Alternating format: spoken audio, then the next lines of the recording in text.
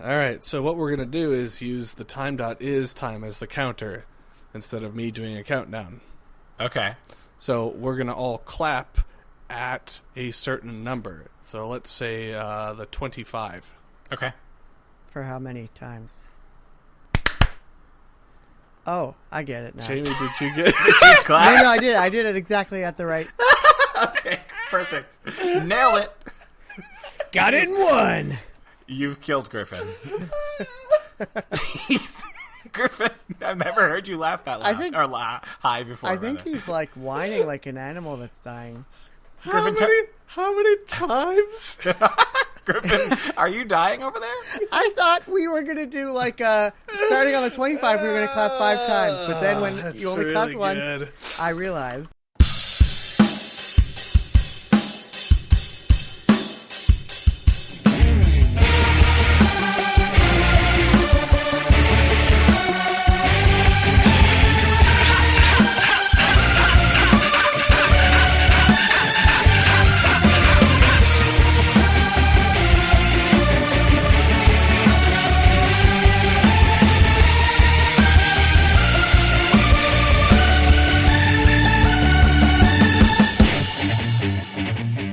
Welcome, everybody. I am Griff Hoffmann, and this is Boss Barrel Radio. With me is Pundit to the Stars, Jeffrey Brewer. The Cosmic Stars? Yes, Yeah. the video game Cosmic Stars. Alpha Centauri. The Is the way black overhyped. hole stars. Oh, there's a black hole picture. It's topical. Yes. We did it. And also, in addition to, on top of that, video game Pundit to the Stars, James Sherer. Yo, what's up? I'm James Sherer. Welcome to Spicy Buns, the show that's got spicy questions, even spicier buns. This week on the show, me, James Sherer. Welcome to the show, Hot Ones, Spicy Buns, Spice. Ooh, boy, these are hot. Oh, man. Oh, boy. How am I going to get through this? James Sherer, I'm asking you a question right now. I'm going through a deep dive on your Instagram profile, and while you eat that spicy bun, I want to know, what's the deal with you being at PAX with a cool-ass bunch of people doing shit? I'm Sean Bevins. First of all, this is so crazy. I definitely haven't seen the show before. I definitely didn't expect you to whip out that laptop. This is nuts. I can't believe you guys looked at my Twitter, Instagram. Wow. I mean, also, yeah, we were at PAX and it was pretty freaking cool. Kind of a realization of a dream. Kind of. Just a tiny Just bit. a tiny bit. And also the culmination of months' worth of work and cold emailing and taking time out of my job to like try and piece together a thing. And it was Geoff Stock was there people? and you couldn't be there because you He's were in dead. Jamaica Oh, taking okay. care of some He just died of dads. excitement. Trying to fill that hole in there. Yeah, no, it's super exciting. I am delighted that we were able to do this, and I feel like I got to ride Jamie's coattails. I'm guessing he has an audio issue of some kind because he's just gone. What? But here he is again. No, Time.is. Time not is. I haven't been gone. You've been gone.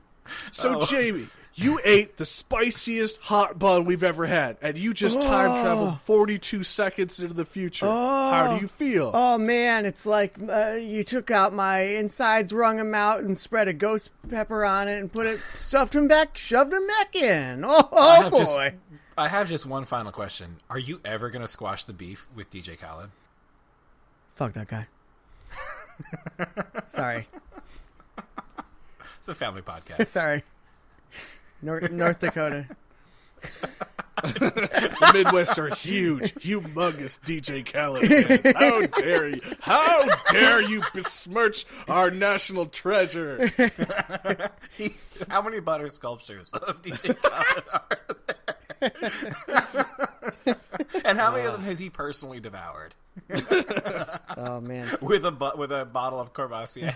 But I do want to say if anyone from North Dakota is listening and wants to watch Geoff and my panel, which was about addiction and video games and how the two intersect, along with Jonathan Holmes from Destructoid and Nintendo Life, and oh my god, is that what it's called? Nintendo Life? Nintendo Force. Nintendo. So I'm an close. idiot, and I'm a subscriber, and I love that magazine.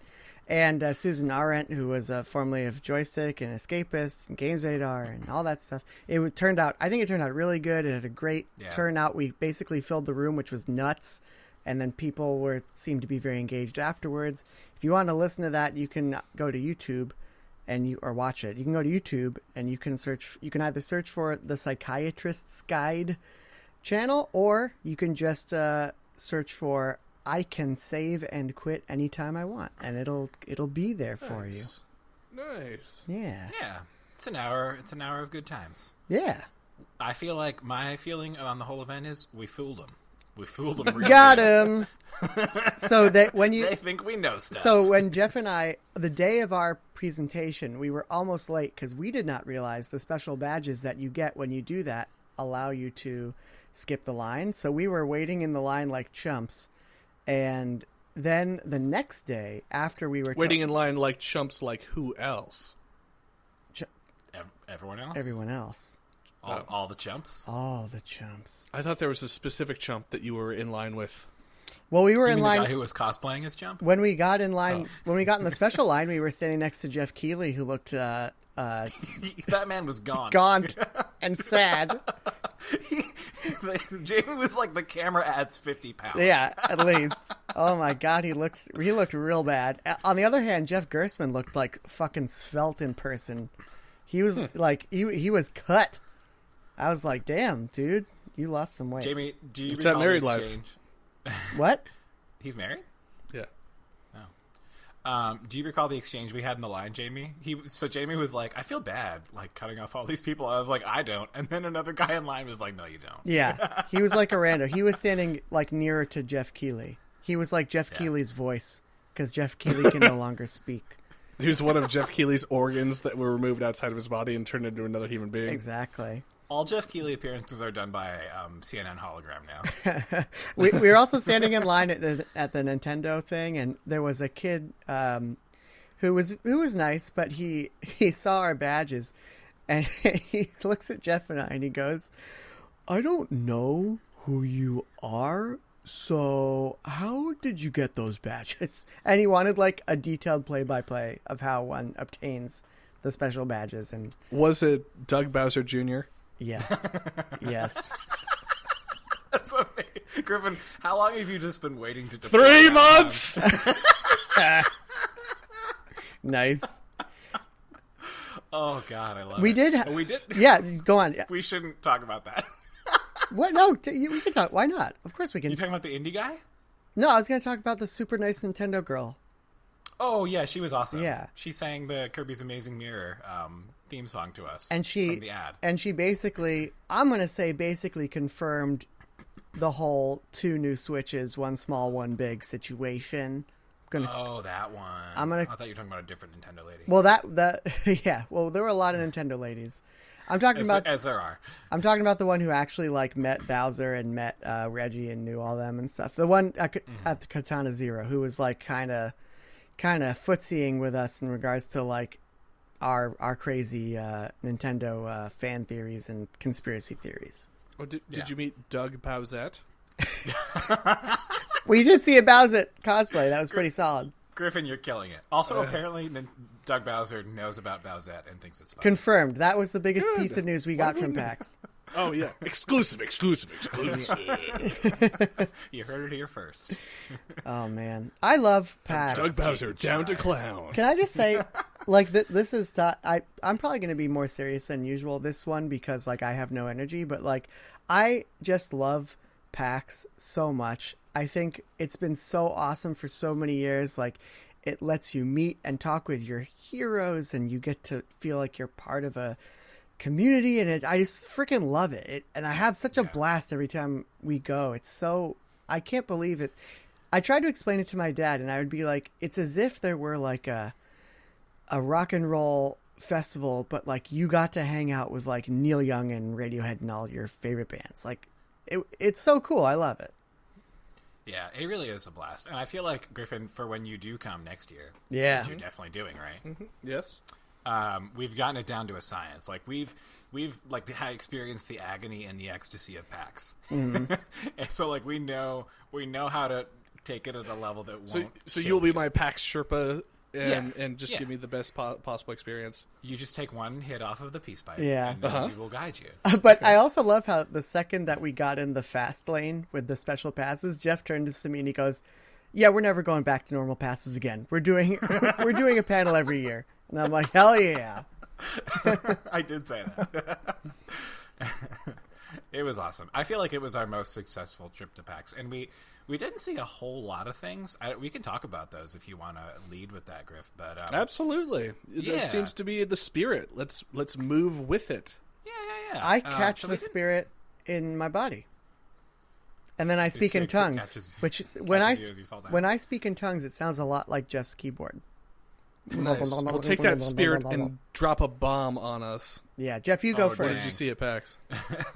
So we didn't actually see a whole ton of games. There was a lot more just soaking in the ambiance, but I thought we could talk about a few things that jumped out at me, and I think Jamie and I had some similar highlights. I noticed you included some stuff that I did not see, Jamie. Yeah, well, I was there for one extra day because Geoff is like a good husband. But went home to my wife for her birthday. Instead of hanging out with my fiance, I was like, "Okay, fiance, bye," and I went back to PAX for another day. So why don't you talk about the ones that we saw together, Geoff, and then I can fill in at the end. Yeah, I'll chat about a couple of those. So we did our panel. I feel like we had like barely looked at anything on Thursday. I don't even remember. Thursday. Nintendo line. Let's take a step back here. What day was your panel? Friday. And PAX is Thursday through Sunday. Yeah, because it's a 4-day thing now. Yeah, Thursday, what happened? So I think Thursday, did we queue for Nintendo? Yes. That was... It's all a blur. Well, no, we did. And basically, I think the first day of PAX is you have to, like, wade into the crowd. It's like being baptized. And you stare into the abyss, and the abyss stares back. And you kind of just drink it all in. You kind of feel flabbergasted, and then you're stupefied. You choose one thing to do. We chose Nintendo. We queued up for that, and that was pretty nice this year. I enjoyed my time in there this year. Yeah, I sat on a little Yoshi's Crafted World display, and somebody was very unhappy with me. Did you break it? No, I didn't break it. I sat very gingerly, but they were like, "Nope, get off of there." I love how Nintendo, more than anyone else, even like the Devolver booth, which is usually very involved, Nintendo hires so many support staff for their booth. Yeah. So the second you're out of line in any small way, someone is very politely but very sternly telling you, like, back the fuck up. I feel like there was one game that really stood out to me, but other than games, the highlight of the Nintendo booth was just talking to like the 40 people who worked there, and all of them having fascinating stories. Yeah. What was the top? Give me the top 2 stories. So there was one guy. Where was he an immigrant from? Do you remember? Guatemala. Was it Guatemala? Yoshi's World. Yeah, he was an immigrant from Donut Land. From Butterbridge. Oh my gosh. Butterbridge. Let me tell you the stories. That level will fuck you up good. It will. Pardon my. It's amazing you got out of there. Yeah, seriously. Very slippery. So that guy was cool. He was there on a work visa, I think, and it seemed like he didn't play games that much. But he was just super excited to be there. He told us that basically the way you get onto these events is like an internal lottery at Nintendo. Yeah, very, very intriguing. And half the people there that work the floor there have red shirts on, and they are actual Nintendo employees. Disposable. Well, we made that joke. Don't you think we did? And then the other people there are wearing green, and the green people are contracted out. But one of the things, how appropriate. I know. One of the things I thought was cool about this guy from Guatemala who actually worked for Nintendo is that he wasn't like in PR. We did speak to a woman later who was in PR, and she was working the floor, or at least customer service, and she was working the floor. But this guy worked in the warehouse, and he just applied for the lottery and, that's really cool. and got it, which is awesome. And he warmed up to us because he was kind of standing behind us while we were playing Dragon Quest Builders 2. And I just, for no reason, turned to him and I said, "You want some beer?" And he was like, "What?" And I was like, "You heard me. I'll get you beer." And And then I was like, I felt like I had to do damage control. Yeah. I was like, but he was cool with it. He was like, you got me that beer. yeah, we never got him the beer. No. But that was super cool just to know that, like, you know, you don't need to, you can work in the freaking, like, warehouse at Nintendo and they'll let you do this, which is awesome. Yeah. I think that's pretty cool. Then I was partial to the lady who sang us the commercial for Kirby's Dream Land. Yeah, that was sweet. And told us that HP was the worst vendor to work for. Yeah. And, like, without hesitation, too. It's like, Yeah. this is her job, and we did not expect an answer. And she's like, Hewlett-Packard, they suck. Treated me like an animal. But I thought the highlight there... So we tried a few things out, but I thought the highlight was Katana Zero, which you may remember from the Indies Direct. Do you remember that game, Griff? I don't know. So there were a number of games that had, like, Hotline Miami vibes that were shown off in that Direct. There was that My Friend Pedro, which was the one with the talking banana and, like, the acrobatic stunts and stuff. Remember that one? I don't remember any of that. I may not have watched that direct. It's a good one. But Katana Zero, it's from the same developer who made Tower of Heaven, which you may remember was a game about, like, different rules. It was, like, telling you which way you could move, and if you didn't, you would be smited. It was cool. It was, like, Game Boy aesthetic. But Katana Zero is much more ambitious. It's like a room-clearing Hotline Miami-style game where, like, you have to use style and skills to kill all the enemies, or else you have to start the whole thing over again. But I just felt like the story hooks were really good. There was some hinting at, like, some weird clone shit going down. There was medication and shadowy government figures. Some cyberpunk stuff was going on. The humor was hilarious. There was, like... There was a part where, like, you walk in your full, like, samurai gear and you're, like, going into a hotel, and the hotel person is like, who are you? And you're just like, oh, I'm a cosplayer. And like, from Nice. what? And, like, Nice. you could say like what anime you're from, and they're like, oh, what's that one about? And you can choose what it's about. And there's, like, a little bit of, like, a dialogue tree thing going on where your choices actually affect how your character develops a little bit. Like, there was a cool thing going on where, like, you could just skip dialogue, but it was clear that there was some consequence to that. Like, every dialogue you could wait a little while and choose a response, or you could just, like, say, I don't want to talk about this anymore. Like, Yeah. It's like it the was Walking cool. Dead ... option. Sort of. It was different in the sense that in order to actually explore the dialogue options, you had to wait a little while. So it's sort of like punishing impatient players. Interesting. Yeah. Yeah, And then it was cool. what's really cool is that That is really cool. it doesn't Okay. just stop there. Then it becomes like a in my opinion, like a more immediately fun Hotline Miami. Like, Yeah. I have some experience trying, like, for example, Hotline Miami 2, I tried on the PAX floor. And I have this thing where on the PAX floor, I am a child with game. I am worse than casual scum. I am, like, inept to a degree where people think that I've never played games before.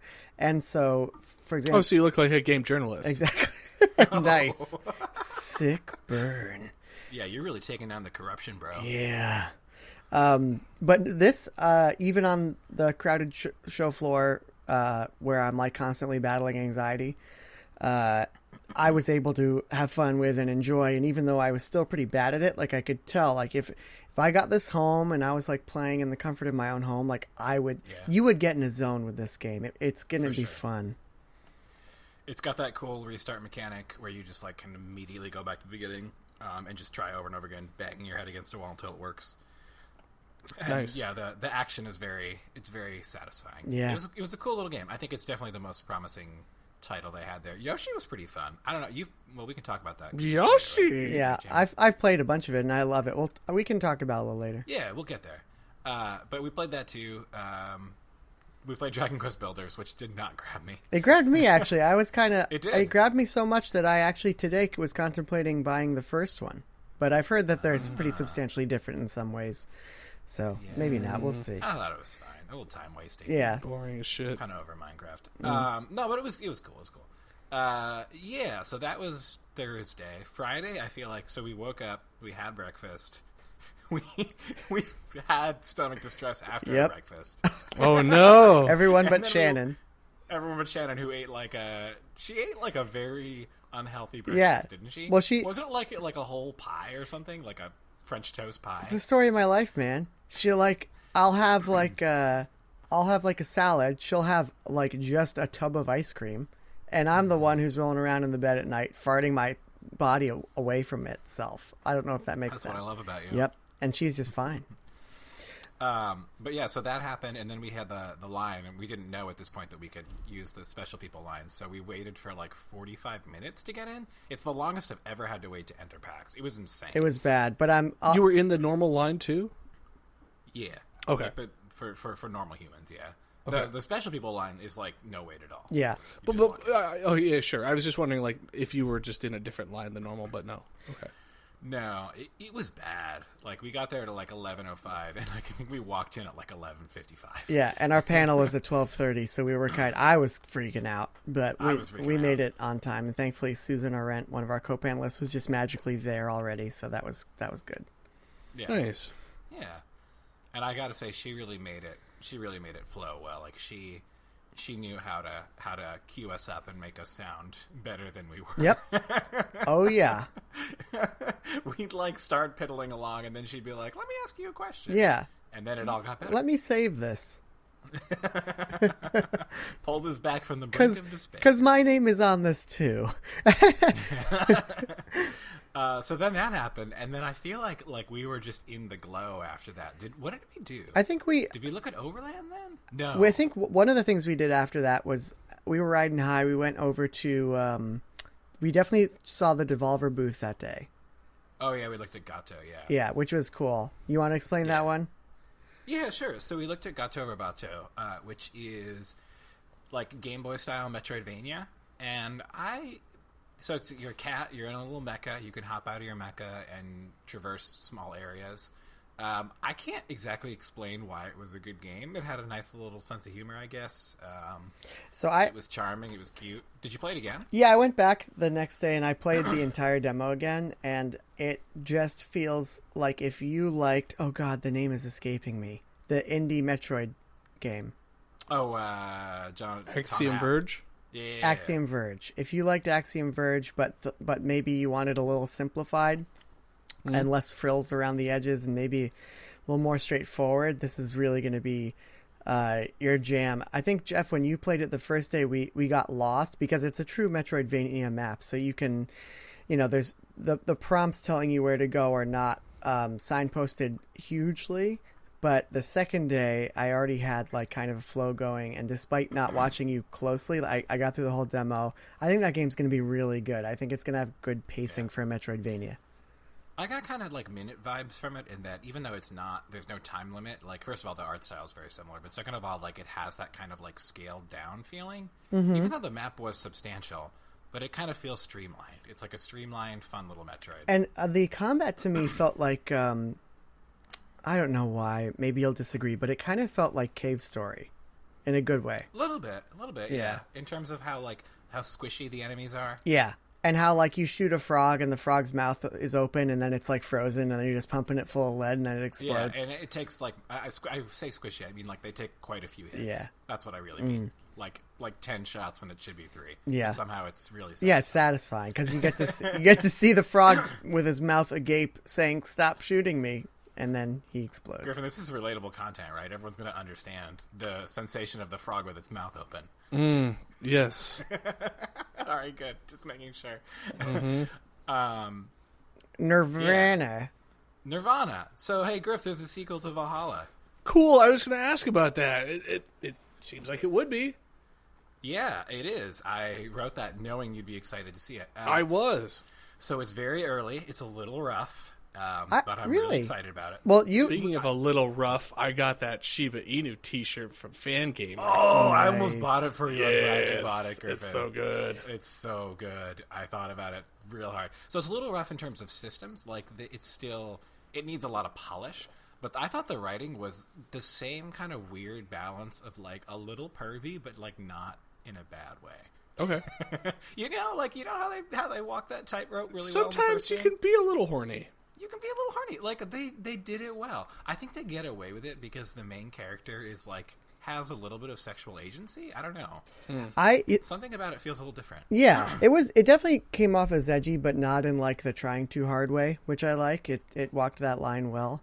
And what I will say is I did not find it rough. However, I have a very bad track record at PAX of determining which games are rough and not, because I thought that Y2K, a postmodern RPG, was super solid like 5 years ago, and it's dog trash today. So, yeah. To be clear, I'm really excited about that game, and it is very early. Like, we were playing an alpha build. I thought that it was a little bit kind of glitchy in terms of the drink mixing, and like maybe not glitchy, but like pretty unoptimized. Yeah. But there's a fun thing where you can shake, and again, it's kind of a little bit cheesecakey, I guess, because like your bartender's like boobs jiggle a little bit. But for whatever reason, it just works. I don't know why. Yeah.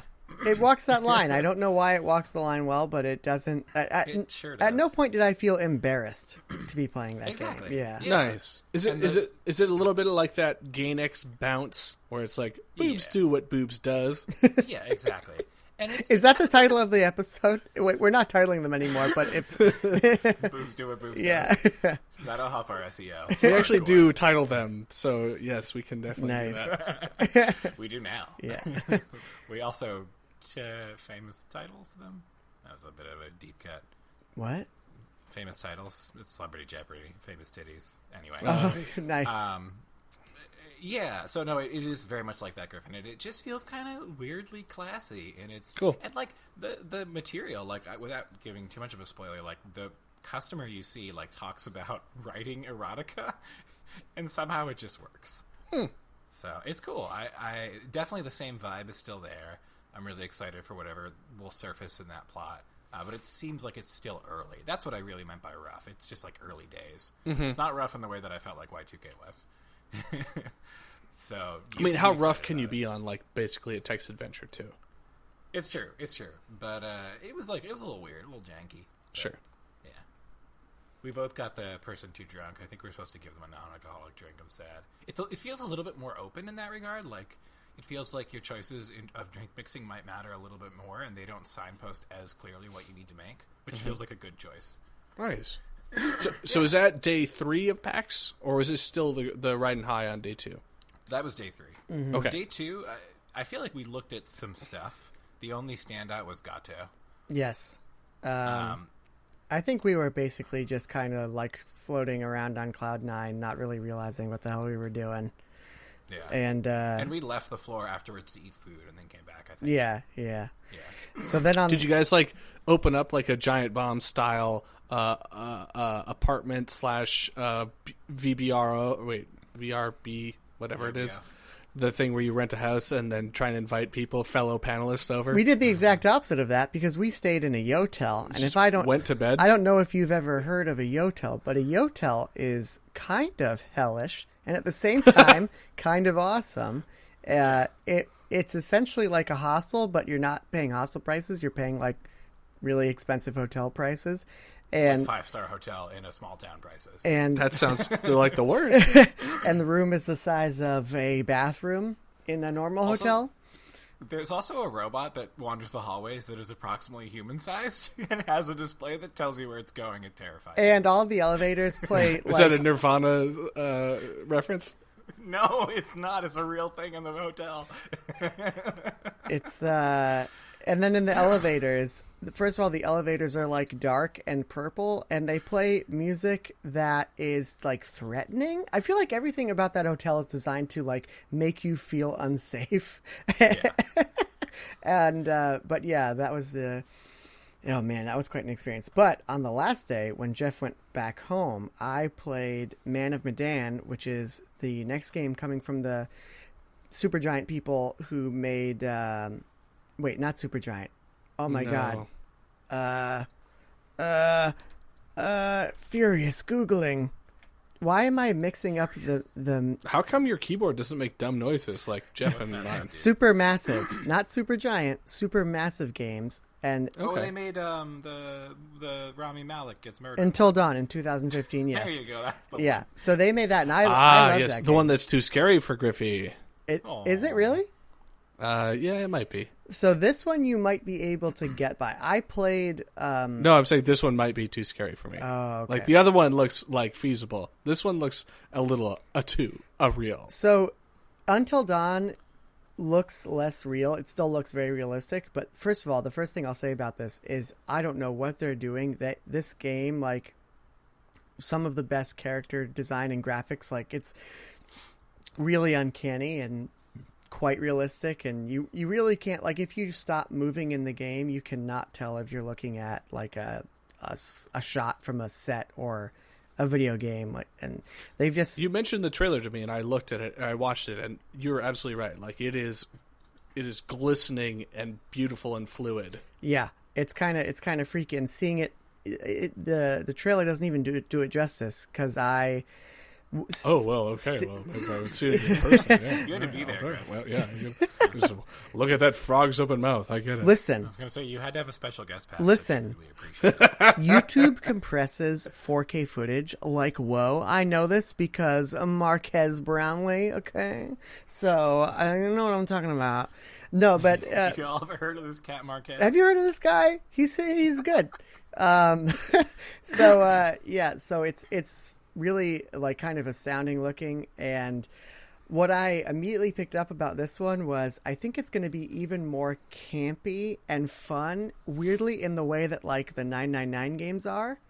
Like, they're gonna, in the first game, in Until Dawn, it still had a little bit of that vibe. Like, you're going down each potential tree in terms of storytelling, and you're kind of jumping back and forth, and it has that kind of thing going on. This one, I think, is going to take that to another level, and it's going to be a little more weird in a good way. I'm really looking forward to it.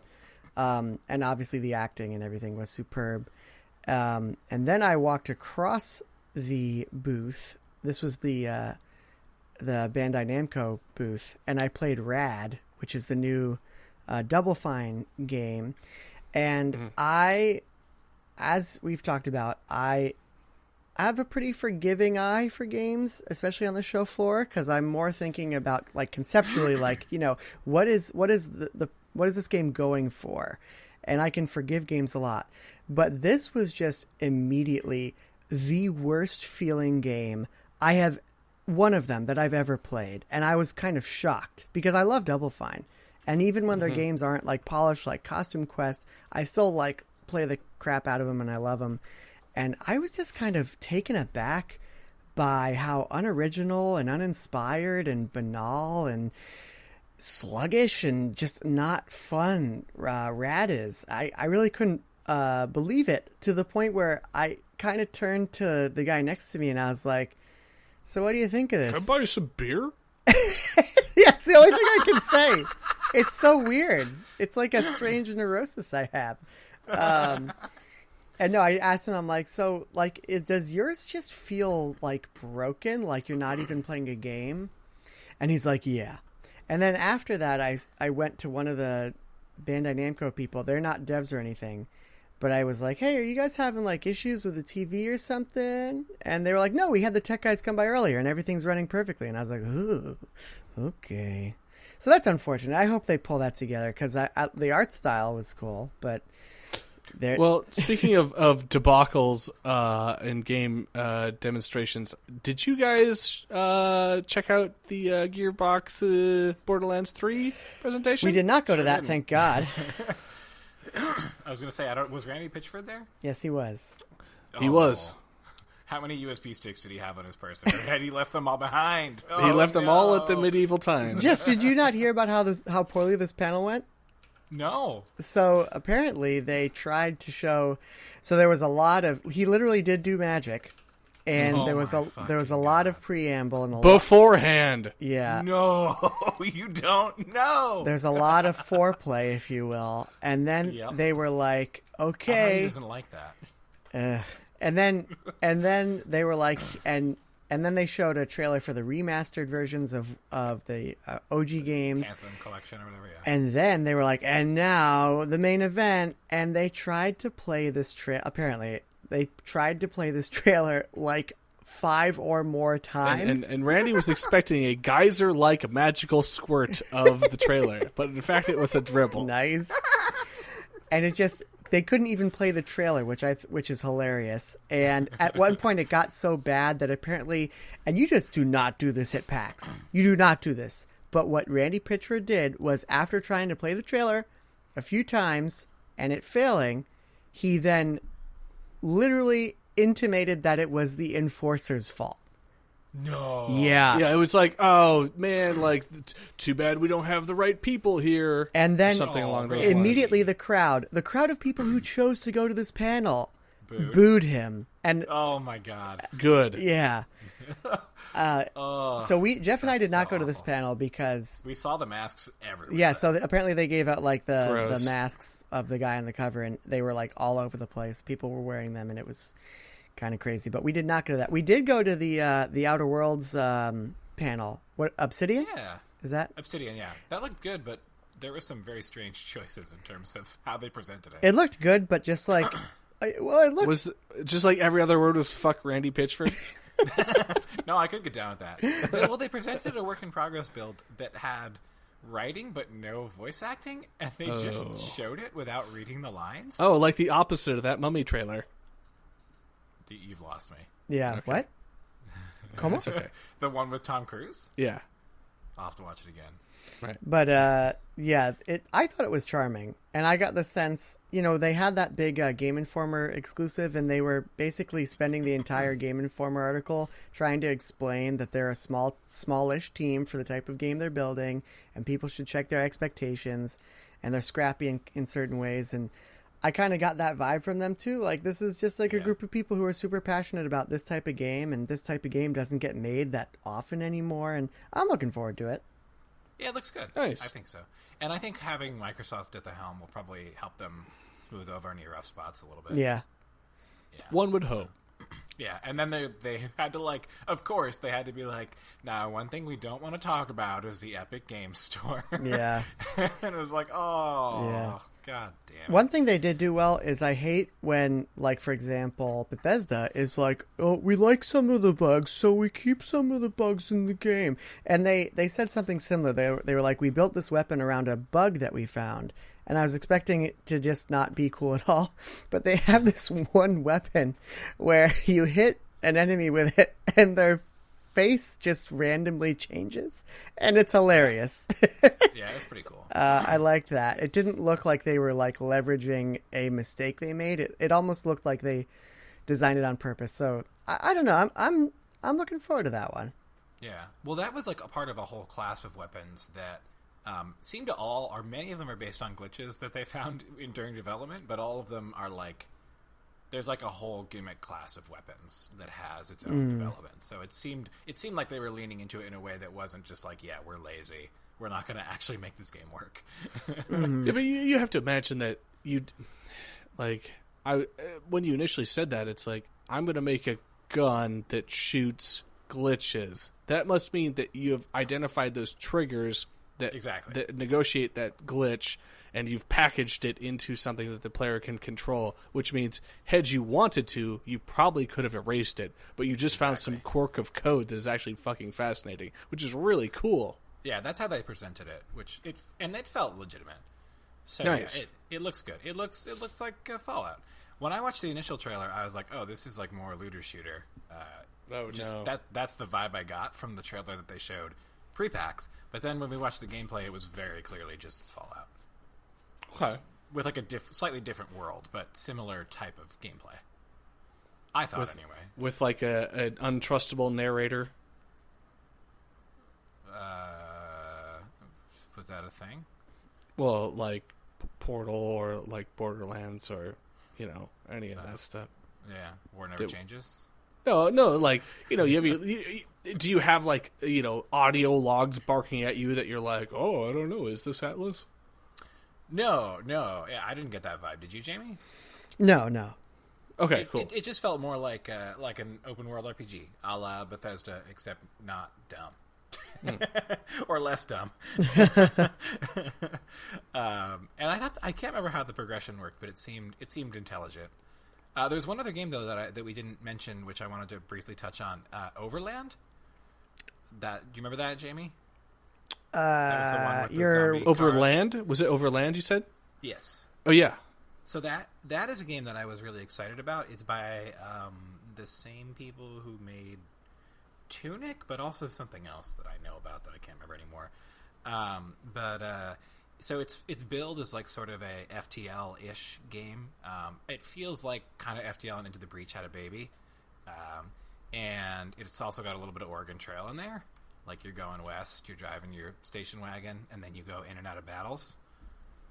Hold on a sec. Yeah, I don't know. Geoff, might be a good idea to take a pause here, reset our internet connections, and then re-talk about Overland. Yeah. Sure. Yeah. I'll just hang up the call, I guess. Yeah, I would hang up and rejoin, and then you'll probably Should I be leave good. the audio running? I'm leaving. Yeah, mine that's running. probably fine. Yeah, just Leave let it the run. audio I'll take it out. Yep, Okay, cool. 41 minutes. That was a bad robot, man. It was a bad robot. That was like J.J. Abrams would love it. I haven't heard a robot like that in a while from him. It's that main Am I internet. still a robot? Too many lobsters in the pipes. There's like some Midwest internet there. Am I still a robot? It's Northern Iowa internet. If I ever heard it. Yeah, oh yeah. No, you sound fine now. Okay, I'll just start talking about Overland again. Yeah. So so Overland, it's kind of like FTL and Into the Breach had a little bit of a baby, and it's got some Oregon Trail thrown in there. But basically, it's like zombie survival, tough choices, everything. The deck is stacked against you. Everything costs more than it should, and you're probably not going to make it across the map 9 times out of 10. It seemed cool. The controls were like jank AF. But we were playing, I think, the Switch version? Is that what we were playing? Or no, it was like an Xbox version. And it seems like it's not currently optimized for controllers yet. But I'm hopeful. Yeah, I remember. I watched Geoff play, and Geoff is kind of preternaturally amazing at games. And I rarely see Geoff be like, how do I do this? But yeah, if they iron out those control issues, it seems like it could be really cool. Yeah, I'm excited about it. I could play a million games with FTL's design sensibilities, and that's kind of what it felt like. Or more Into the Breach, I suppose. But, like, harder Into the Breach. So, yeah. Was there other stuff that stuck out to you from PAX, Jamie? Other than it being amazing and the best PAX ever? Yeah. And you're coming next year, Griffin? No, I mean, there was a Facebook gaming thing, a Facebook gaming giant installation right in the beginning of the show floor, like when you're coming down the escalators, and literally every time you walk past it, maybe at a rate of once per 10 seconds, they would play the pew, pew, pew, pew sound, which was quite amazing. That's another hallmark of PAX. Just some kind of really obnoxious, ephemeral trend in gaming just taking up far too much of the show floor. Yeah. And just shoutcasting, and you never know quite where the shoutcasting is coming from, but because it's live shoutcasting, there's always kind of this, like, air's coming out of the tires way about it, where even the shoutcaster is kind of just, not quite sure how to handle the situation. Also, for some reason, Brawlhalla has been there for, like, the past 4 years. Yep. And it just gets bigger every year. Do you know about this game, Griffin? The name sounds familiar. It's like 2D Smash Brothers, and I don't know why it's so big. It's very confusing. Also, Just Shapes and Beats was there, which makes me afraid that they didn't sell very well. Yeah. If they need to do another panel or another vendor thing. Griffin, if you don't have that game, you should play it. Which one? Just Shapes and Beats? Yes. It's so good. What is it? What is it on? Switch. And PC, I believe. Okay. It's quite good. And what I do think is cool about that is that every year that they're there, they have like a huge throng of people around the game, and so I feel like hopefully they can get off the ground. Yeah, it's a real good game. It's essentially how would I describe it? There's games that are literally just like it, and they escape me right now. Dodge the bullets while musical tracks play. I don't know, kind of like the Trip Beat, but it's real good. It's very fun. Like super hot. Super hot. Not like super hot. Okay. More like a rhythm game. Oh. Yeah. But yeah, PAX was great. We had like the best time ever. Awesome. Yeah. Thanks for listening to us talk about it for a very long time. Yeah. Well, speaking of rhythm games that are complicated and difficult, you guys want to talk about Sekiro? Sekiro. Can I start? Yeah. Okay. Yes. So, never got into From. Wait. Before you start, I want everybody to go on like a count of 3, just one word impression of that game. Y'all ready for this? Sure. Okay, so we're gonna count 1, 2, 3, and then say what you think about it. Hold on one second. All right. Wait, hold on. My mom is. Mom, you're ruining a podcast. Mom, you ruined my podcast. What? Go That's away. that's an accurate Mom, representation of Sekiro. Ask you to I buy haven't Tortina's walked pizza in- rolls. Thank you. Mom! I love you, Mom! Mom. Get out of here. Mom, bagel bites are not as good as Tortina's pizza rolls. I've told you this a million times. They're not the same. I live with my parents. So there's that. Okay, count of 3. Are we talking about? Yeah, one count word? of 3. Okay. Just give me what you think about Sekiro. Okay. All right. Wait, everything is conspiring to fuck with this whole situation. Don't listen to the dog. Don't We're listen to the dogs doggo. today. He's the worst. Bring your audio flow up higher. Okay. I don't know what that means. I don't know either. All right, 1, 2, 3. Fuck this game. Growing on me. Because every time I use more than one word. I just Yeah, grunted. that was a joke. Because every time someone asks Sekiro a question, he's like, Yeah, he does do that. All right, Jamie, take it away now that we all have everybody's honest, guttural opinions on this. So I have tried every. Oh, could you ask your mom if she likes Sekiro? Mom. Mom. I got Demon Souls on the PS3. Tried it. Didn't understand it at all. I tried Dark Souls 2. Didn't get it. Tried Bloodborne. Didn't get it. Sekiro's coming out. I think in. No, you love Bloodborne. That's the one Well, you played all the way well, through. the thing is, I originally when it came out. Oh, okay. I didn't Sorry, get I didn't it. mean to And then disrupt your in tale. the lead up to Sekiro, everyone's getting super pumped for Sekiro, and people are playing. A lot of people are playing and streaming Bloodborne, and I'm watching, and I'm like, this is actually pretty sweet. So finally, I fell in love with and truly beat my first ever From game, which was Bloodborne, and I. Oh, not Armored Core? But I have never known that type of game before, and so it was really like I really fell head over heels for Bloodborne, and I really, really like Bloodborne. And I was thinking that I was going to get more of that, and I think because of that, and because it's really, really hard, I'm going to keep trying. And I'm still extremely early, but I'm just not feeling it, guys. But that's all I have to say. But Geoff, you guys take it away. Yeah, ready. On 3. Ready, 1, 2, 3. Not feeling it. Well, though, I feel I'm gonna be the oddly enough, I'll be the lone positive voice in the room. Jeff, it's a not rare, a Nintendo game, so just it's a rare chillax. position for All me to right. occupy. No, hold on. So I would say that when I was starting this game, I had this kind of a similar experience to Jamie, and it sounds like maybe you too, Griff. And I was like, I don't know if like the depth is there. Like I don't think I like the death blow system very much. Like this is a weird style of combat, and like it feels both too forgiving and too unforgiving depending on the circumstance. Mm-hmm. And I got to the ogre guy. Did you fight an ogre, Jamie? I actually beat him. You beat the ogre guy. The ogre guy was go ahead. I got to the guy after him, and I was Yeah. like, nope, not for me. You got to kill all the guys around him. I haven't beat him yet, but that's what you got to do. Who's the ogre guy? The chained ogre. Okay. Get ogre here.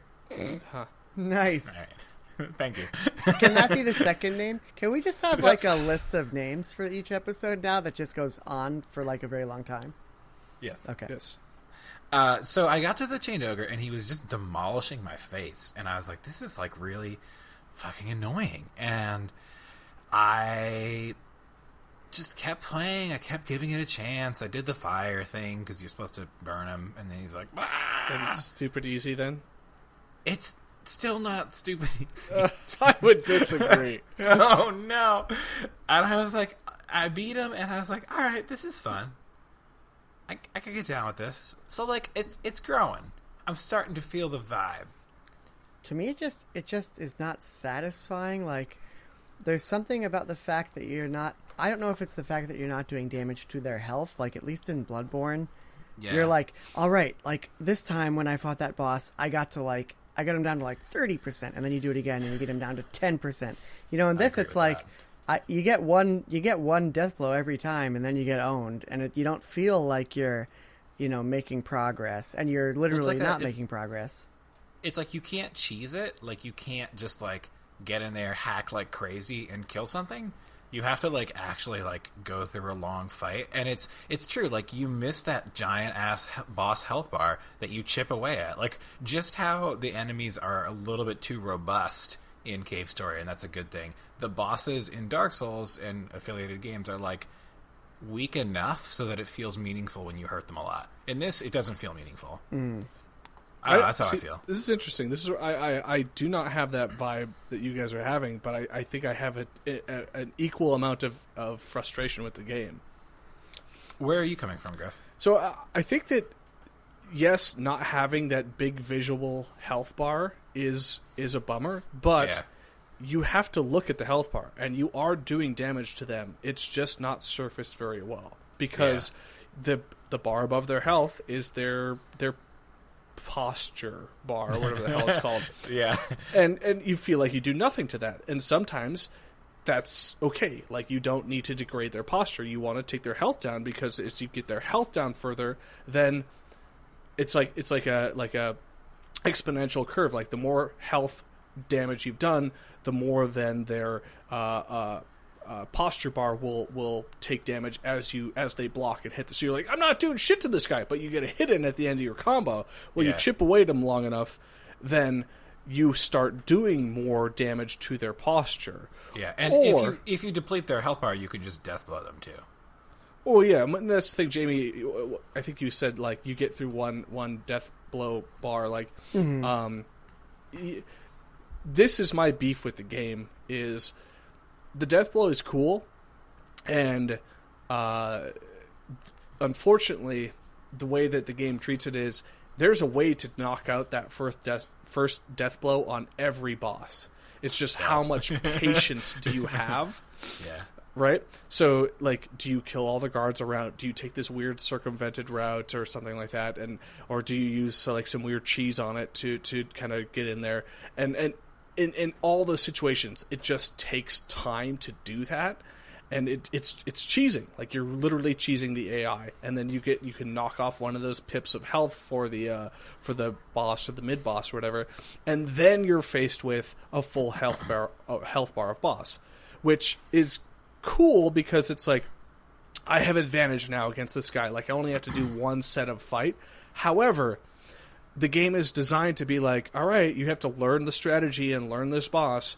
What's a fucking pain in the ass is, all right, if I want to go toe-to-toe with this guy, I need to spend 30 minutes cleaning up this fucking area so then I can have an advantage and just see this guy at the one-to-one. Whereas, like, if I were to run in there, it's like, all right, now I got 16 dudes trying to hack me up to pieces around me. It's like, cool, like, I can just flounder my way through this, maybe catch a glimpse of his actions or the boss's actions or whatever, and it's just fucking annoying. Like, to me, it's like, this Sekiro is more so than ever a From game that demands your time and less of your skill, or I don't want to say patience, but like it doesn't reward clever play. Yeah, it's annoying. Rewards skill. It feels less creative. It's annoying. Yeah. Thank you. Yeah, it's perfect. It's annoying how regularly the mobs just block you. It's like, just like, let me kill you, and if you catch me unawares, you kill me. But don't just block and make me waste my time being patient with you. Yeah. That's the thing that bothers me about the mobs. It's true, but there's also, like, if you just slam a jam on a blocking mob, like, you will deplete their posture. Some of them, not all of them. Okay, which ones don't?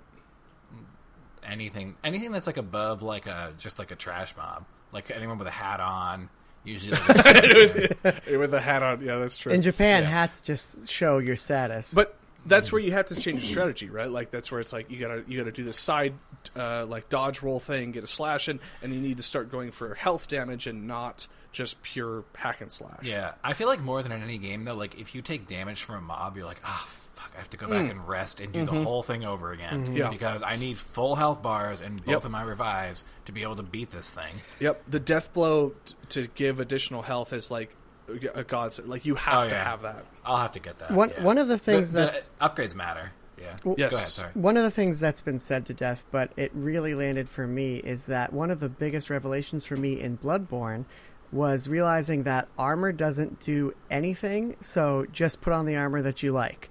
And so basically I was doing Fashion Souls with Bloodborne, and I loved it. I love just like, and you can't control that in this game, and I feel like it takes something away.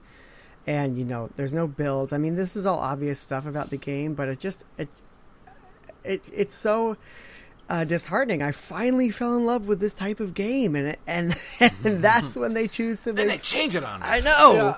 It's Jamie, I'm with you though. Play Dark Souls. I think there's the question has been posed of like, is Sekiro like a sleeper? Like in 3 months, once people get a good handle on it, will it be like the, you know, not to say like, not to beat a dead horse, but like the next Dark Souls? But I would hazard that no, it won't, because I don't think that there's something magical about this game like there were in the previous entries of the From Software franchises. I think it needs more time to open up, because I haven't encountered a lot of mystical beings. Like, I fought that chained ogre, I was like, this feels like a From boss. Like, he does From stuff. Like, he was easy to dodge his attacks, except his grab was sometimes unfair. But, like, I don't know. I think I want to give it a little more time to grow.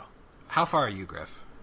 So the chained ogre is an easily cheesable boss that, you know, you can power through pretty quickly. My real hurdle was the spear soldier in the dream, and that's in that same, like, you could say it's on like an equivalency of the ogre. However, it teaches you that 1, you need to clear out the area, and 2, if you choose not to clear out the area, you have to be vigilant, and 3, you have to use the game's provided mechanics to fight, because you will not be successful because the enemies have advantage on you. Are you talking about the one with the guy who puts poison on his sword? No, but I got to that guy as well. Okay. Griff, one thing I wanted to ask you is... Oh, the guy before him. Yeah. You're playing on PS4 OG? PS4 OG. How is the... I know you don't like to talk about this, but how is the performance on that bad boy? I mean, fine. So, like, there's no hitching. It didn't crash like every Uncharted game I ever played. Gotcha. So, and Griffin smears queso all over his PS4. I inject cat hair into that thing on a regular. Nice. Well, that's good to hear. My one piece that I want to say about Sekiro that I really need to get across is my ideal boss fight in a video game is a boss that has skills that are equivalent to my own. So, like, you know, Bloodborne, you see that in the other hunters, and I love those fights. Like, it really felt toe to toe, and like it felt like a fighting game. Like, we're testing our skills, we know what each other can do, and it's just a matter of like skill and will who wants to power through this. And you see that in a couple other video games out there, and Sekiro is that. Like, it's like this boss has definable characteristics with a definable moveset, and it should appeal to people like me who like that. And I feel like I'm in the minority in enjoying boss fights like that. But I also think that there's something fucking weird about this game that it is weird. It's not what I like.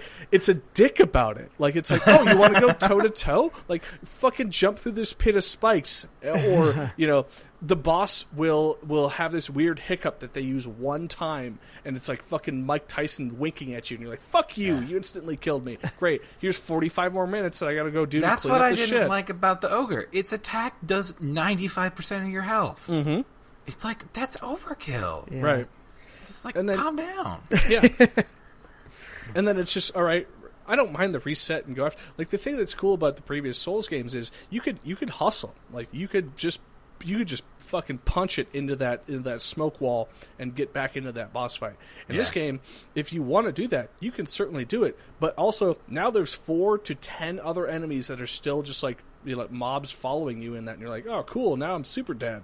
Dude, that guy ringing the bell made me so mad. Yeah. You know what I'm talking about, right? Yeah, I kill that. I do that thing. I try to kill everyone around that guy, and I kill that guy, and I still can't take down that boss. The thing. Which one is this? The guy after the ogre. Kind of shortly after the ogre. The thing that I really don't like about the game is I hate when there's just like one trash mob, and he's just not attacking, and you just can't kill him, and you keep wailing on him because they guard all the fucking He's just time. guarding. And I'm like, this is not fun. Like, attack me. And he's like, no, I'm just going to guard, bro. And I'm like, okay, then I'll run away from you. That's how I feel. It's very unsatisfying in certain You used to be ways. able to circle people who were guarding for backstabs, man. Yeah. And I think that also, like, you guys are alluding to another thing that frustrates me is it those situations where you're like, all right, I'm making no forward progress on this fight that I'm having, but it always feels gross to run away from it. Yeah. Because, like, it's like, all right, like, I'll run away and I'll wait for the enemies to go reset and the music to reset. But it's, like, grosser than a Metal Gear Solid game where you're like, fuck, man, like, did they all go? Like, are they actually disengaged? Like, I just feel... And then it's like, oh, this person got all their health back arbitrarily. Cool. Yeah, it feels... I feel like when I was playing Bloodborne, if I found a way to cheese a boss, I didn't feel bad about it. I felt, like, excited about it. Whereas in this you game... felt accomplished. In this game, I cheese something and I'm like, this feels like not... You're like, I'm not playing the game anymore. Yeah.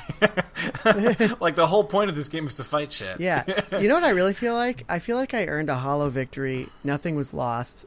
Yeah, nothing was gained. Nothing was gained. You cheated not only the game, but yourself. That's what I feel like. Yeah. Those memes are just so good. Yeah. I love them all. Yeah. Are you saying that there should be an easy... Should there be an easy mode for Sekiro? I think it would be less fun, but sure, why not? I'm all for easy modes, yeah. But I mean, I don't think there this- should be. I think I wouldn't. It would be welcome. It would be a welcome change. Here's my easy mode for Sekiro. I'm not playing that piece of shit because it's not landing for me. It's not. Like, I love From games, but this doesn't work. I remember the other thing that annoyed me. Your Shinobi tools should not be gated by those stupid crosses. That makes me mad. Like, they're cool. Let me use those more. Yes. It's like let me use that switch axe thing, man. I just want to hit people with an axe.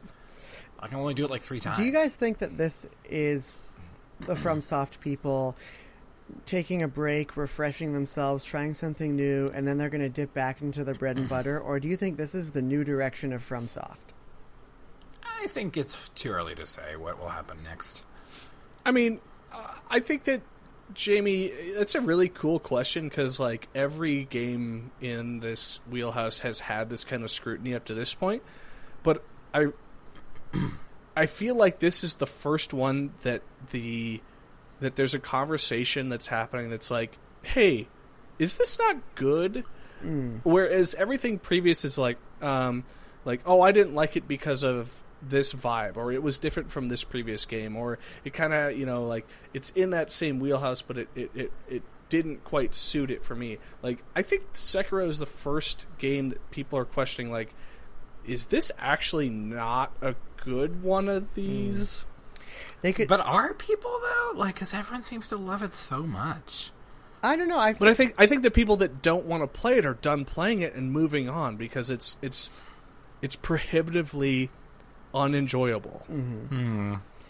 They could do one simple thing that I think would fix the game, and that's Doctors British hate it. voices with plenty of echo. If they did that one thing, Oh, hello.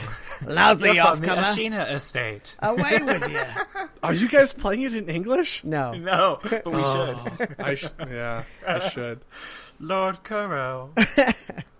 But it's a shame. I am going to. So literally, I am going to buy Dark Souls Remastered. I'm just trying to decide which system to get it on, and I think that's what I'm going to do next. Also, I don't like the Unseed 8 and the Dragon Rot. That's dumb too. The Unseed 8 is great, but the Dragon Rot is dumb. The made unseen mad. aid grosses me out though because I'm like, it's like Nothing was gained, nothing was lost. no, it's like all right, 13% chance. Well, I got that like 3 times in a row. That feels yucky. That's how probabilities work, bro. Yeah, it's just I'm like I can get down with the aid. I just didn't like that I got Dragon Route from dying too many times. I'm like, that's the whole point of these games, just to die a lot of times. Yeah. Well, you got to cheese it, man. You got to once you die, you got to go back and use a resurrection to go full resurrect. that said, that is something that kept me from enjoying Dark Souls 2 when I tried it. Was I really didn't like how I went through all this trouble to design this character, and then you die once and it's a zombie. I just go full zombie. A damn the whole zombie. way. It's a zombie. Is that what happens in 1 too? No. Do you need to be human? You need to be human to summon other human allies, right? You can Correct. summon. But in 2, you would have chipping away at your health. So as you would die, your max health would drop down so to you a had certain to percentage. reverse your hollowing. And yeah. Yeah. It was definitely the weakest part of that game. Yeah. I just played full hollow for Dark Souls. Like, I never was not hollow. Because I never summoned anyone. Oh. Because I'm a good player. Actually. He gone. You gone. You gone. You robot gone. Oh, no. Turn off your Netflix. That was amazing. BRB. It's so good. I need to watch. I wonder need what's to watch. I think Jessica's 4K probably just pornography. streaming a lot of like softcore Netflix porn or something. Yeah, dog. Oh, no, coming back hot as a Coming back robot. so hot. Still a robot. Still a robot. Turn that fan up. God. Yeah. All right, hold up. Use your neighbor's Wi-Fi. Yeah. No, it's so bad. Oh no. Can you hear me? Yeah, but you're still. Is Jessica like watching something in 4K? How about now? Maybe better. Yeah, it sounds better. All right. It's weird. It's usually not me. Oh yeah, as I was saying, I do Dark Souls full hollow because I'm an elite gamer. Nice. Yeah, Very nice. yeah, That's the way to go, dog. Speaking of elite gamers, guys, it's been since January since we played this. We got some pieces to pick up, or talked about this. What are your big, let's say, top 2 things that you played you want to talk about? I feel like Jamie and I will both have the same top 2. Yeah. So that'll save us some time. Yeah. Baba Is You is incredible, and everyone should play it immediately. My game of the year for this year, if it is dethroned as game of the year, Game of the quarter. No, if it's dethroned, I would be genuinely shocked. This game is Jamie, how could you call it the game of the year if you can't beat it? Because it's so long and there's so many puzzles and they're impossible. They are so. I've never enjoyed a game so much where you get into a level, you along with your fiance stare at it for quite literally an hour, and then maybe you solve it and maybe you don't. And you literally aren't, you're not touching the controller. You're just staring at this logic puzzle. And it's so good. Why is it so good? We should talk about just briefly the kind of core conceit of it. So essentially the whole point of this game, it's a block pushing game, which I hate block pushing games, but it is the best block pushing game ever because the blocks that you are pushing make the rules of the world. So it's like, so the rules of the world will be things like Baba, the main character, which is like a little sheep creature. Baba is you. And you can push Baba, you can push is, you can push you. And then they'll be like, wall is stop. And you can push all that shit. And then it'll be like, key is open. And then it'll be like, flag is win. And you can be like, you know what? I want wall to be win. So you can go move wall over and just say wall is win. And then you can just walk on top of the wall because it's not stopping you anymore. And then you win because all the walls are win. So you're This is a game that you have to watch a video of because it's like when you see that first puzzle solved, if you don't want to play it yourself, it's like, oh fuck, like this is cool as shit. Yeah. And I think Abby Russell put it really good when in the Bombcast she said that basically at its base level it's a puzzle game where you're rewriting the rules of the puzzle so you can beat the puzzle, which I think is... And I think my thought when I first started playing was like, oh, this is going to be mad easy because you can just break all the rules. It is not easy at all. It is the most brain exploding game I've ever It does played. that thing where that like the greatest puzzle games like Braid and it does that thing that those games do sometimes where you look at a puzzle and you say this is impossible, and then you solve it and you feel like a genius. But it does that for every level. It also does another thing that you haven't probably discovered yet, Jamie, that Braid does, and I love it. That's all I'm going to say. I think it's been hinting at that. I think some of the puzzles. Oh, does it turn into a platformer with an art style? You're probably hinting at like time and rewinding, right? That's a thing? Is there a potion? No, I guess it's not that then, Jeff. Is there Soldier Boy? Let's just say that it has it has secrets in it. Baba is villain. It has secrets in it. That's what I'm going to say. There are just the levels, and then there are secrets. Baba is Bay. And the secrets are crazy. I am excited for that. I don't think I found any secrets. I do know that the game is like at least twice as large as it appears to be, which is crazy because I'm not even halfway through like the first map area, and it just is getting so impossible. Also, it does this crazy thing. Oh, go ahead, Griff. Okay, sure. Mine's quick. I was going to say, Baba Is You has like that kind of like zeitgeist behind it that The Witness did, but not shitty. Yeah, you turn it on and it's immediately adorable. It's not like made by a person who you probably would never want to meet. Sorry, Jonathan Blow. It's just like you're like, this is the cutest game ever. Yeah, and I bounced right off of The Witness pretty quickly, but this is just fabulous, and it's extremely unique. It's a great game to Shannon and I love to play games together where she doesn't actually have to touch the controller, because when Shannon touches the controller, she like literally holds it upside down, like she has no idea what to do. So it's great when I can like do all the movement and she can like help like telling me where to go. This is exactly that type of game. So good. Yeah, it's amazing. Also, Nice. What was the thing I was going to say? Oh, the secret levels. So not the secrets, but so sometimes you'll beat a level and then a new level will show up that wasn't on the map before, and you go into that level and it's like, hey, remember that level that you just beat? What if we just change one thing so now it looks completely impossible? Interesting. So you solve it using a certain rewriting of the tool set, and the game's like, haha, we know you're going to do that. Now you can't do it that way. Exactly. Correct. Literally that. Yeah. Cool. And then solving those is usually like, when you solve them, you're like, what? The craziest thing about this game is that I know Kung Fu. Jeff probably hasn't done this because Jeff is very smart, but I will beat a puzzle in this game.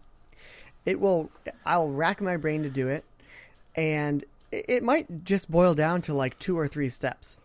And then I will exit the puzzle, I'll go back in, and I won't remember how the hell to do it. To be fair, when you guys were playing in front of me, I forgot several of those puzzles. I thought I could remember them all. I cannot.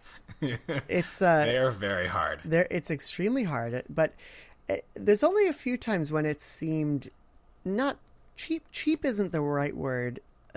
Maybe it just A little cheap. Well, I feel like sometimes it doesn't signpost well enough, but Yeah. once you... I'll put it this way. If you're really struggling, like, don't feel bad about looking something up on the internet, because sometimes there's just no way you could have divined, that you could do a certain thing. There are a couple of those moments. Just twice for me, but they were both... I was like, oh, all right. Yeah. And then I internalized that. But most of the time, you're like, oh. What the game really does, which is fascinating, is it's constantly reminding me how stupid I am and all of the assumptions I'm making. Like, so for example, Griffin, if there'll be like walls on the level, and unless wall is defined as wall is stop, you can just move right through the walls. Yeah. A lot of times there will be walls in the level, kind of like window dressing. Wall will not be defined as stop, but I will find myself just navigating the level as if wall is stop. And it's hard to train my brain to just think laterally and just kind of forget everything I know about games up until this point, and just realize that like a wall isn't a wall, and you are not necessarily you. It's so bizarre. Interesting. It's like unfocus your eyes and play this game. And to be clear, like, it's not like the game leans on that kind of a trick. No. Like, that is one trick in a toolbox of, like, hundreds of tricks. Yeah. Oh, yeah. It's so cool. It's such a great game. Also, the music is perfect. It's the best puzzling music ever. It is like, think about it, the music. Yes. And you would think that if you're staring at something for an hour, you would think that any music would get to you and you just mute it. No, you stare at that level for an hour. You were listening to that music for an hour. All right, I'll put some Baba Is You music in here. That sounds cool. It's like a 20-second loop, but it is like the best 20-second loop ever. Yeah. Awesome. Okay, cool. Yeah. I don't even know if we need to talk about anything else. What do you want to talk about, Jamie?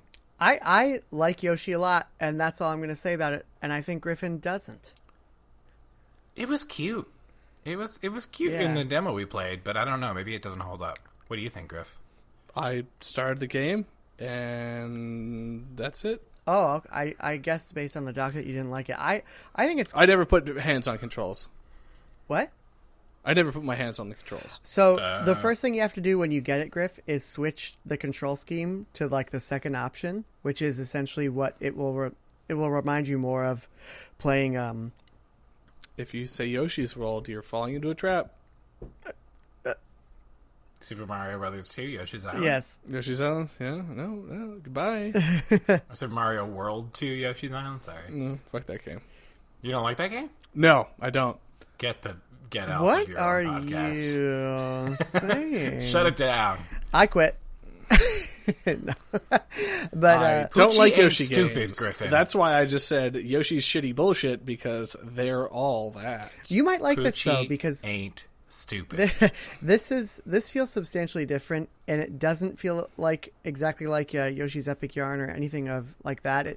I think it's kind of it's got those trappings, but it's actually fairly unique, and I'm really digging it. It's very chill. It's very relaxed. It is still challenging if you want 100% the levels and find every secret, but it doesn't feel cheap. It does do that Nintendo thing where the level the first time through may take 4, 5, 6 minutes, and something is timed and you just miss one of the collectibles, and then you're like, oh crap, I have to go back and spend 6 minutes in this level, when the reality is that you don't have to, because then you know the level well, you can get through it in 30 seconds. But it's not frustrating to the same degree that, like, for example, Donkey Kong Frozen Country, was it called? I love that game. Tropical Freeze. Yeah, that game had some long-ass levels. Yeah, sometimes. long-ass levels, and if you missed something, you bosses. really had to like go back and really like scour the entire level. It's not like that, and I love that game. I think this is a good. I think this is a good kind of immediately fun and relaxing game, but it is the type of game where if you try it out and you're like, this isn't for me, like, then you know it's not for you. It's not going to change or evolve all that much. Yeah. I'm gonna give it another shot. Like I said, I just turned it on while I was updating, probably Sekiro or DMC5. So I like just got through like the title card area thing. I want to hear what you have to say about DMC5, but unless Geoff has a. Oh, I was just going to say, just from the demo, it's instantly better than Woolly World. I'm very picky about my chill platformers. I loved Epic Yarn. I thought Woolly World was bad. I think that this game is good. From my limited experience with it. It seems solid anyway. Yeah, I'm right there with you. Yeah. Okay, talk about DMC, if you'd like to. Dudes. It's a dude-ass game. I don't know how to lead with this one. I'm not a Devil May Cry guy. I like the DMC remake that happened more so than any of the other games. But 5 is cool. Like, it's really cool. Like, there's a lot there. And they added the butts back in. There's butts? Yeah, dude. They took the butts away in the PS4 version. They like put lens flare over them. They J.J. Abrams them, and then they added them back in a patch.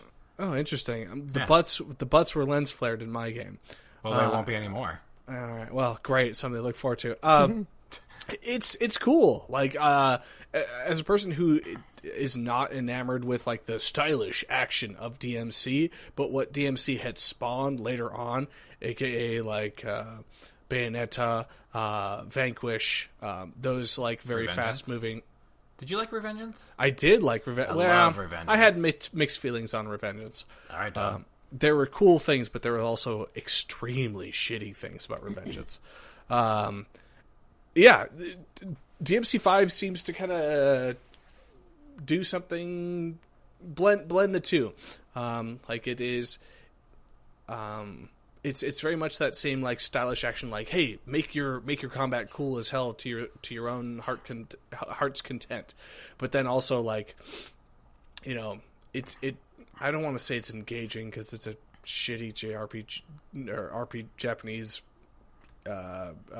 action game where it's up its own ass a million different ways, but I don't know, like, I'm having fun with it. And I think the thing that I found to notable is the character V, who I think, based on discussion on the internet, is the least desirable of all the characters. Not sexually, but like just in terms of gameplay, like, he's a lot slower. Mm-hmm. I actually like him the most and have gotten triple S combos in encounters. So there's just something about that really sits in the back of my brain with me.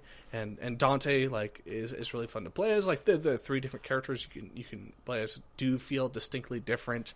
The story I is, thought you were calling Nero goofy. Doof, and I was like, all right, yeah. Yeah, he's a doof. I really like the new character lady. Oh, geez, yeah, I was into her name. With the southern drawl, like, there's complexity there that is like adorable in a fun way.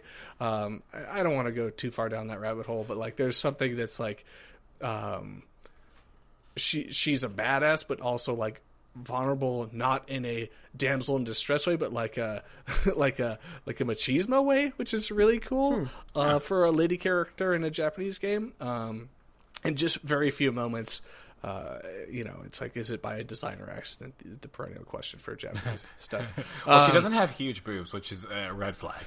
Right. Very novel. But the story presentation is interesting, where it deals a lot with like the timelines, and you're skipping kind of around and you know, playing with this non-linear exposure, like in medias res, and then jumping in and out of the timeline.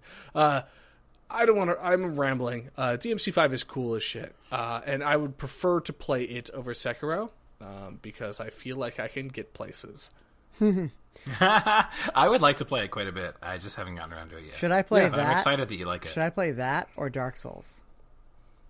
Do you want to have like a grand old time, or do you want to like struggle but get something cool out of it at the end? Maybe I want to have a grand old time. I don't know. Yeah, I don't know, man. Like, that's good. That's 2 good games to prop up. What do you want out of it? Do you want some more DMC exposure into that lore and into that gameplay style, or you're like, I want to see what people are talking about for Dark Souls? I think I want something more RPG-ish. I think I want to have like character progression and customization. So maybe Dark Souls. Yeah, or a different game than either of those. I mean, if you want stats, you want Dark Souls. Dark Souls has weird-ass stats that do cool things. Or nothing at all. Yes, true. DMC is funny. It's goofy. Got it. DMC, you're unlocking different combos. Yeah. It's like a store, right? You pay like souls for them, basically. Yep. Yeah.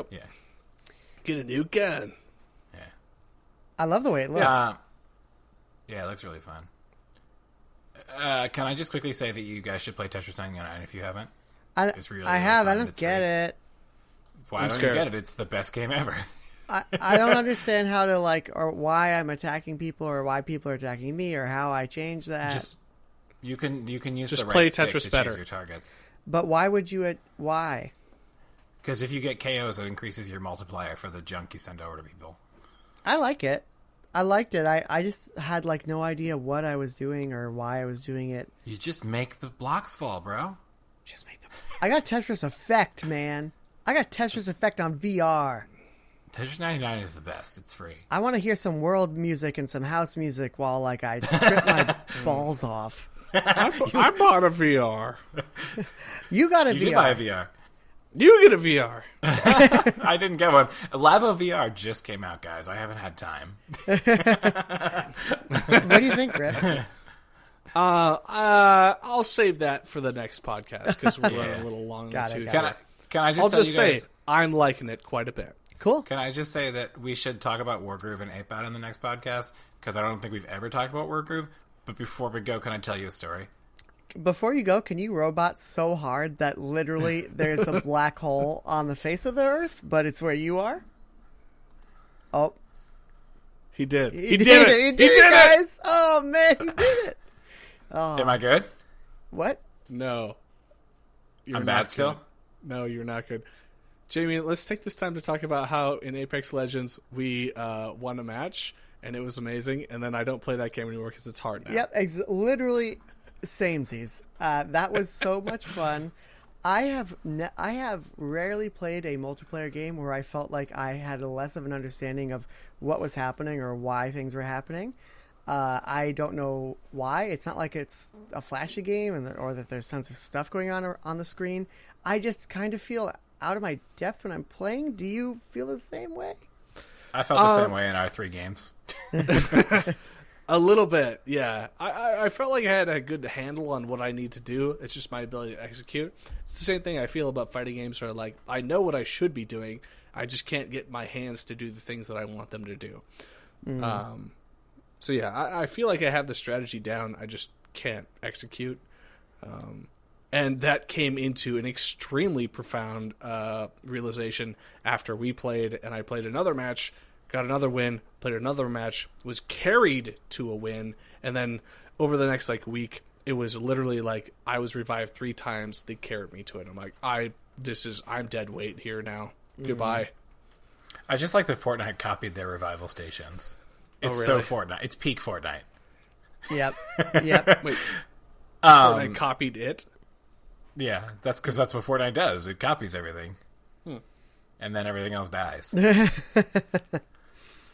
Are there other games we need to talk about, or can I tell you my quick story? Story time. Tell you the story. Time. Tell the story, okay. you. So hopefully I don't robot during the story. So today in class, I was talking to one of my classmates who she plays some games, but she's not like a gamer. But she was like, can I tell you about this strange obsession I have? And she's like, do you know crane games? And I was like, you mean like the Japanese ones? And she was like, yeah. And she's like, well, I've gotten really into them recently, and I'm using this app. It's called Toreba. And I just play crane games, and I won stuff. And I'm like, what are you talking about? And she showed me the app, and it's literally a live feed video of a crane game in Japan. And you can play it for free once a day. And she won an anime body pillow. How do you get it? They mail it to you? How do you get it? I don't know. Do they just give it to the saddest looking otaku in the arcade? I don't know, man. It's amazing, though. She was like, check it out. And it's literally like a Diglett in a crane game in Japan. How jealous were you? Very jealous. I asked her for pictures of the anime body pillow. Remember that time when I spent $200 on the Gachapon games for the Valkyrie Chronicles stuff? Because I do. Did you really? Yep. There was a Gachapon for Valkyria? Yeah. I thought you just bought that shit straight out without going through the gachapon. No, dude. That's why I spent 200 bones. You spent 200 thought you bones bought for Silveria? straight up Silveria. It's amazing that you don't remember this, but how many doubles did you get? I got a lot of doubles. Well, I was there with you, dude. You were not drowning in doubles. Well, unless the panty cards distracted me. So I was drowning in doubles, and I could not get the Salvaria swimsuit edition, and then you got it, and you gave it to me, which was the kindest thing that anyone has ever done for anyone. Sure. Yeah. How much did one play cost? Sounds like $500. Sounds like $100. I think each play was it was somewhere between 200 and 500 yen. Yeah. Yeah. Jamie, he probably got a whole bunch of the little girl that dies, spoilers, in the bathing suit, which to him was not a fine, but to everyone else in Japan, those are limited edition. Man. That is hilarious. All right, gentlemen. What do we have left here? I think we cut this thing before it gets cut it bigger. loose. All right. We can plan on another one soon. I'm almost done with school, guys. Set it free. We'll be back in May, maybe. Hell yeah, we will. Hell yeah. Birthday podcast. Woo! Woo woo. Half birthday podcast. Me and Jamie. All right, guys. It's been fun. Yo, it's been great. Thank you for eating the wing. Smash that like button. Smash the wing button. this camera, that camera, that camera, this camera, this camera, that camera, and that camera. Welcome to Hot Buns. Unless you're Linus Tech Tips, in which case you have like 40 staff. All cameras are being watched by Facebook co-founder Mark Zuckerberg. Tell him what you're up to. Oh, man. But, yeah, I had a lot of fun. Good to talk to you guys, as always. Yeah. Uh-huh. Let's continue this quarterly podcast. Good job on your panel this year, guys. Thanks. Thank you. Can't wait to have you next year. We plugged this, so I'm guessing there's going to be a 1,000,000% increase in listenership. We'll have to look at the analytics. And we name dropped you, too. You're in there. I think our Russian audience is going to be off the chain. Yeah. Oh, no. Boss Burl is going to blow up. Boss Burl. Oh, man. Bossbarrel.rus. I gotta eat dinner. Also, Azerbaijan has been calling me on the regular. And Dude, me right too. Now. What the F? I think my parents were abducted. Oh, man, that's so cool. Let's go to Azerbaijan and save them. I have a very unique set of skills. All right, I truly do have to go eat dinner with my wife too, now. Man. It's All right, like gentlemen. after 7. All right. Goodbye. This has been great. Yeah. Bye-bye. Bye. Boss Bear Radio. Boss Bear Radio 2019. Love it. Never release it.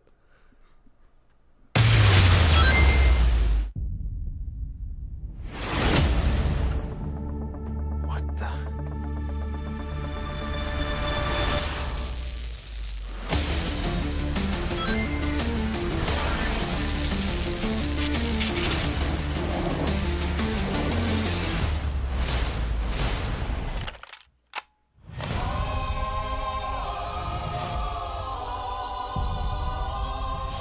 Gotta go fast.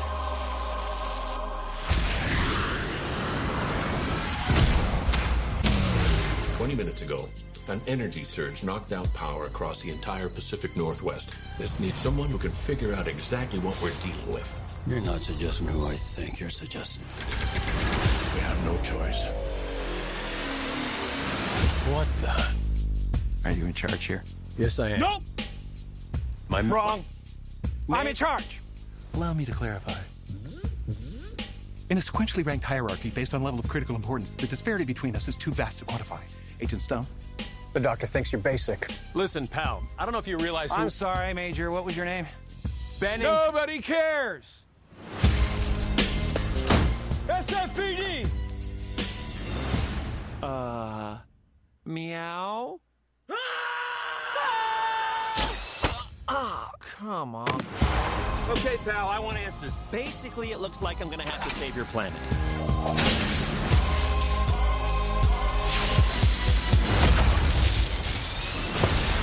Oh, is that all you got?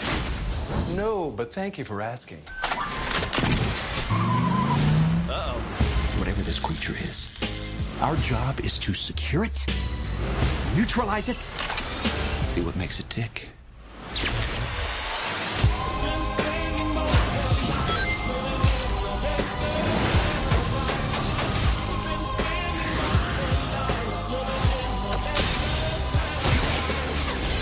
Look at this! I took 9 million steps today.